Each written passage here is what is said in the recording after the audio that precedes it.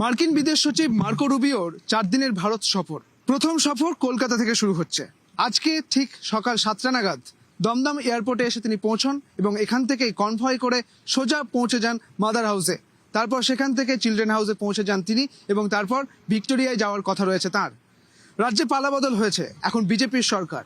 এই মুহূর্তে দাঁড়িয়ে মার্কিন বিদেশ সচিব মার্কো রুবিওর প্রথম ভারত সফর এবং এই ভারত সফরের প্রথম কলকাতা সফর বিশেষভাবে উল্লেখযোগ্য বলে মনে করছে কূটনৈতিক মহল।